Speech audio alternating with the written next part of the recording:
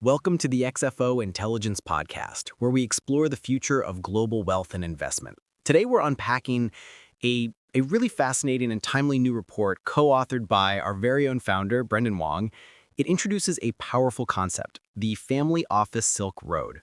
It's a fantastic title because it immediately makes you think of connecting worlds. Yeah. And the partnership behind the report, it tells the story perfectly. Right. It's Brendan Wong representing Hong Kong's, family office and financial intelligence expertise, and Leon Naidu, the founder and CEO of African Impact Solutions, who brings that deep, on-the-ground knowledge of Africa's growth story. Exactly. That collaboration is the concept in miniature. So let's break it down. What exactly is the Family Office Silk Road? At its heart, it's a strategic framework that positions Hong Kong as the central hub connecting three dynamic forces. Okay. The vast, diversifying capital from the Middle East, the explosive growth potential across Africa, and of course, Asia's leadership in technology and innovation. And it argues that private wealth, specifically from family offices, is now the key driver for this.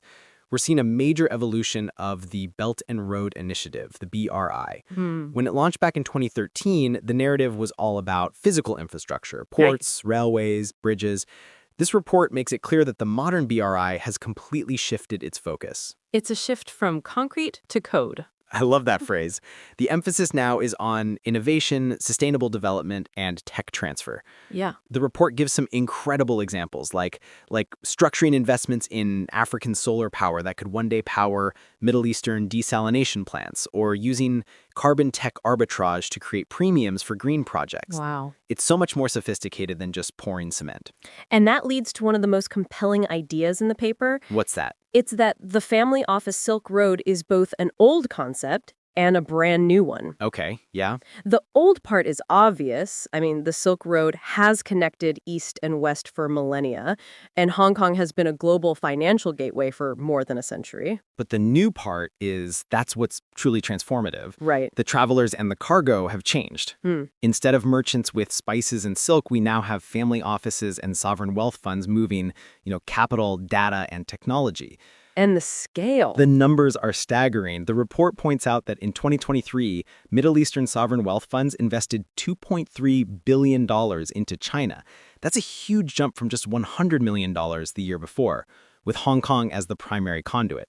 So why Hong Kong? What makes it the indispensable hub for this new Silk Road and not, say, another financial center? Well, the report calls it an unparalleled base, and it's due to a unique convergence of factors.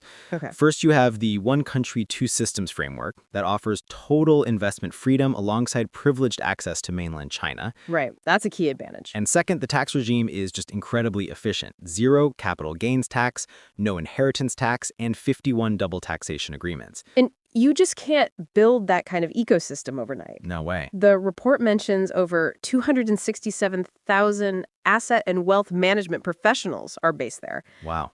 That depth of expertise in law, accounting, specialized finance, like Sharia compliant structures, it's the result of decades of experience. Exactly. And emerging hubs simply can't replicate that foundation.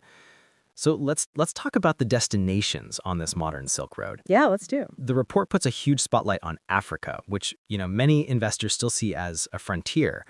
But the opportunities described are very real, and they're happening right now. Absolutely. And they align perfectly with the focus of next-generation investors.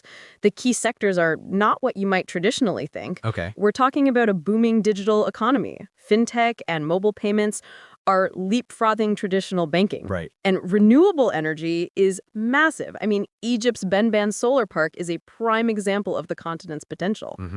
And then you have healthcare innovation and educational technology. And these are sectors that deliver both financial returns and measurable social impact, which is a huge priority for the younger family members now driving these decisions. Yes. The report cites that nearly 90% of venture capital investments in Hong Kong now originate from these next-gen leaders. That's huge. They want their capital to mean something. Of course. Investing in emerging markets, it comes with its own set of challenges, geopolitical instability, currency fluctuations, operational hurdles. Sure.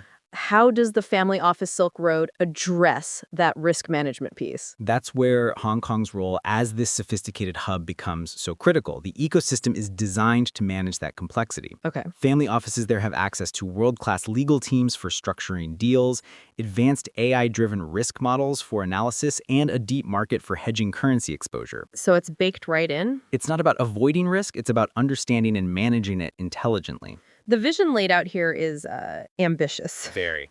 The report projects that by 2030, this framework could mobilize $2.3 trillion in private capital, power 200 million African homes with renewable energy, and help establish carbon-neutral trade corridors. Wow. It's really about reshaping global commerce. It truly is a paradigm shift. Hong Kong is no longer just a place to, park wealth. It's a dynamic platform for creating it in the world's fastest growing regions. Right. For anyone looking to understand this shift, the report is essential reading.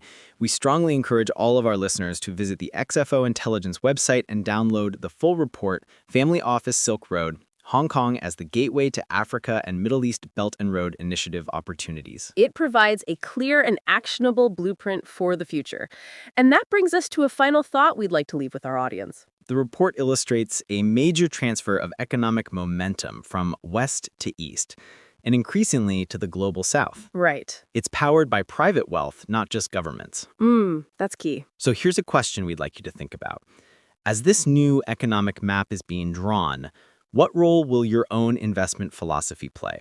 Will you be a spectator, or will you be one of the travelers on this new Silk Road?